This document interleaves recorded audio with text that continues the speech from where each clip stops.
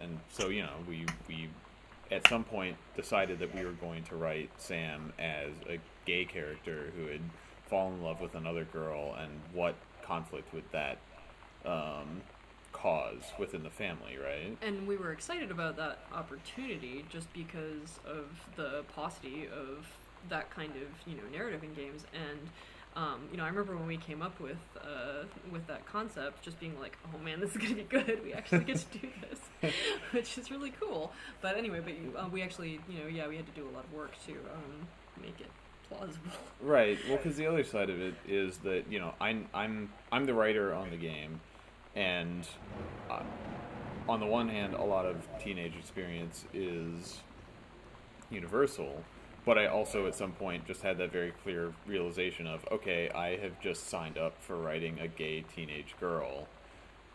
Two out of the three aspects of that character are not something that I've actually lived through, and so it was impressed upon me, especially like when I was working at Irrational, how important research was to getting your fiction right.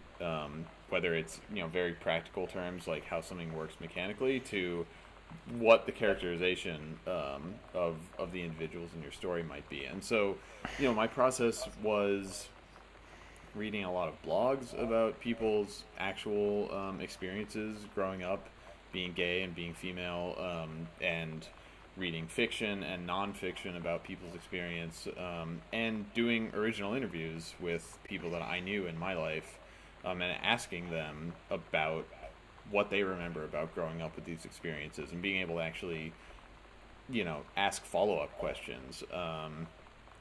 And I'm really grateful to all the people who have shared their experiences through writing, and who were willing to share their experiences with me, personally, talking to me into a microphone so that I could refer to it later, which is just a huge leap for someone to take, to talk about their own, coming of age, and all of those very personal experiences.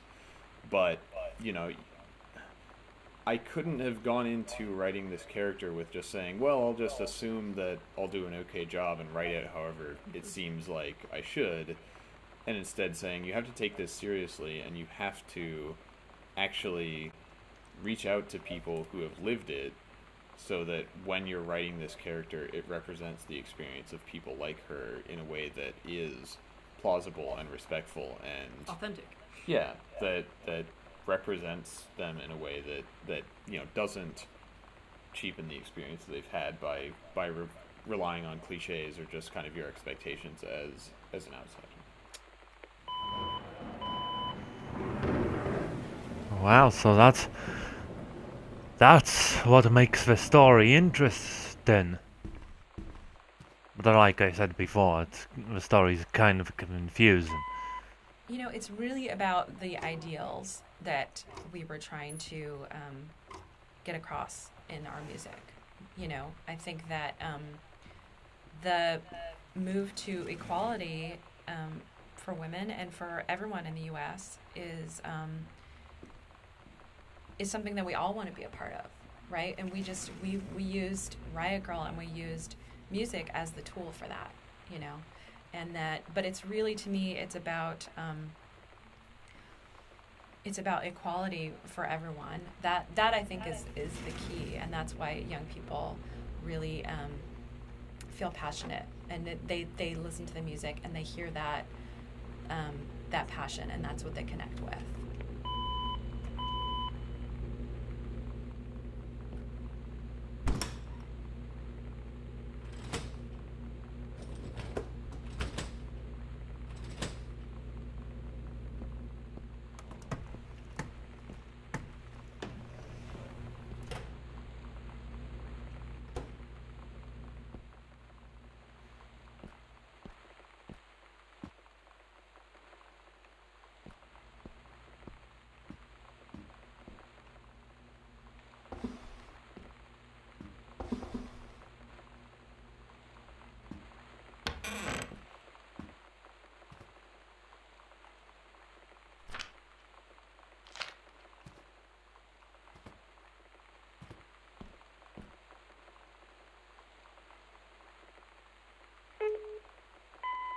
definitely the second half was where a lot more of the emotional weight in the character came out, and that was a lot to handle, but a lot of fun to do too, because I've really not gotten to do a character that actually was so, I guess, emotionally real and so human.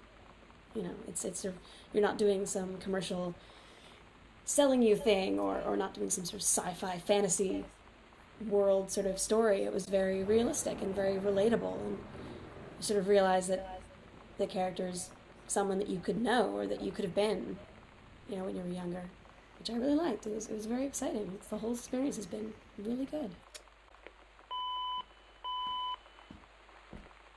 Very, very, very interesting.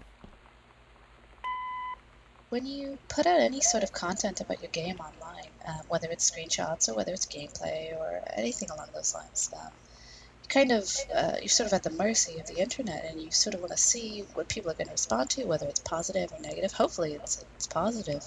But we put out the screenshot a while back of the TV room, among other screenshots, and there's lots of wonderful comments, and I was really happy about that. One of the comments that I saw a couple of times was people talking about how greasy this pizza box was. Something I hadn't noticed, so I went back and I checked it. It's a very greasy pizza box. Maybe Sam's into deep dish pizza, who knows? But I'm glad we didn't change it. I'm glad we kept it just as gross as it always was. Like it. Well, that's good. That's good. Don't change your content if it's not that much negative or even broken. For a long time, the kitchen was not going to be mid-renovation the way that it is. And it's one of those things that I think that necessity, you know, a production made this part of the house better than it would have been if we could have just done whatever we wanted. Because for a long time we were like, okay, it's just going to be a kitchen, and so we're going to need a bunch of food, which we ended up making, and we're going to need a bunch of appliances, and we're going to need a bunch of, you know, utensils and a block with kitchen knives in, and all the kind of stuff that would be in a kitchen. And at some point we just realized we didn't have the bandwidth to, like, of all the rooms in a house, the kitchen, I think, has the most just one-off unique thingies in it, because there's all these kitchen appliances and stuff that appear nowhere else in a house. And so at some point we just realized it wasn't going to make sense for us to try to portray that in a literal way. And so I just had the idea, what if I just tore the place apart, and, you know, the cabinets were sitting on the ground and the counters were laid up against the wall, and it's an old house, and maybe before the family moved in, the kitchen hadn't been updated since the 50s, and so they decided to redo the kitchen, and they're in the middle of that when you get here. I think that that's hopefully more visually interesting than playing it straight would have been, and B, it allowed us to make this feel like a believable space in a way that we just wouldn't have been able to otherwise.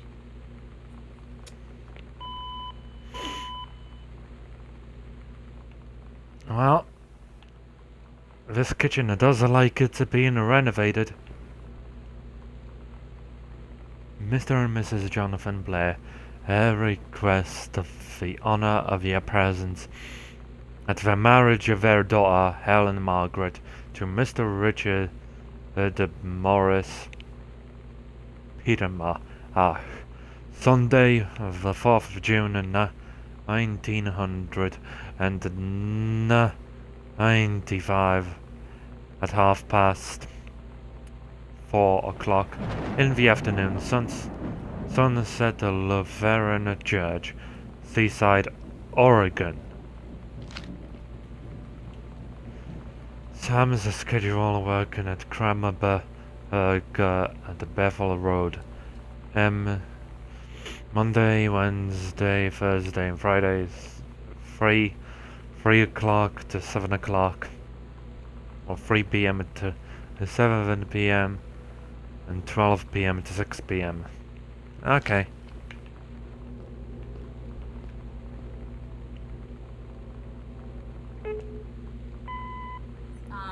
So I'm Sarah Argidale, This is my salad dressing, named for my experience with being in Russia and that being what everyone knows me for.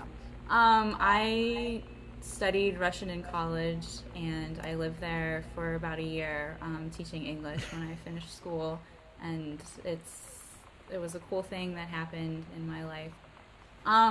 So I am a reader of the Idle Thumbs podcast, and I guess that's how I met everyone at the Fulbright Company and kind of inserted myself into their lives. The Gone Home team, the Fulbright team, was nice enough to put a little token in the game for me, and it's pretty cool. Nice, nice, very nice.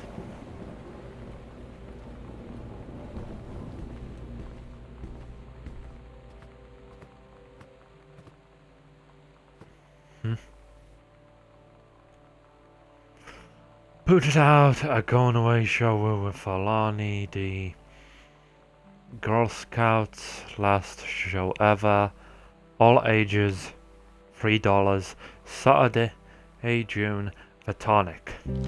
Lonnie had her going away show with her band tonight. She's so incredible on stage. When she was singing, I could practically forget everything. That we only had 48 hours left. That I don't know what comes next. That I can't live without her. Then she dedicated the last song to me. And I couldn't take it. I was out on the curb in the alley, sobbing till my ribs hurt. I would follow her anywhere, Katie. But I can't. Where she's going. After a long time, she found me. She said she was sorry. She said, I wish things could be different. I just wanted to make you happy. I said, I don't think you can anymore. Wow, that just sounds very, very emotional right now. So that was probably the hardest one we had to record. It was part of the second batch of recording we did, and so I had the script a few days before we did the recording to kind of read through it all and get a feel for where the story was going. And then we'd met for lunch to go over everything and see if I had any questions before we went into the studio. And I just right away admitted, like, yep, some part of this script here, like, I'll be honest, one of these totally had me crying, like, straight up, totally couldn't help it. Figuring, like, yeah, I had my cry out, it was good, I'll be fine, get to the recording, it'll be great, get it out of your system. And as soon as, like, I read the first word, I was like, no, oh God, I'm gonna start crying again, it's gonna be great.